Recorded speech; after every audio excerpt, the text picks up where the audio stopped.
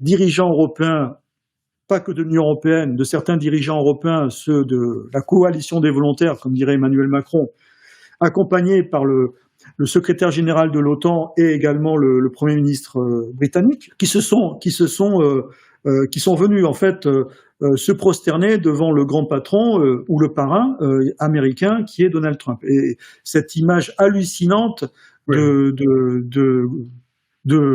Donald Trump entouré, son bureau entouré sur des petites chaises de tous ces dirigeants-là, et Donald Trump qui d'une certaine manière leur fait la leçon, leur explique ce qu'il doit faire. Imaginons le général de Gaulle dans cette situation, c'est impossible. Impossible.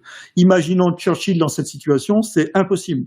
Ça veut dire qu'on a eu des grands dirigeants, même les dirigeants allemands comme Adenauer, on a eu des grands dirigeants, maintenant on a des petits dirigeants qui sont d'une certaine manière des supplétifs, des vassaux en fait du président des États-Unis. C'est terrible, parce que cette Europe qui se voulait puissante, en fait,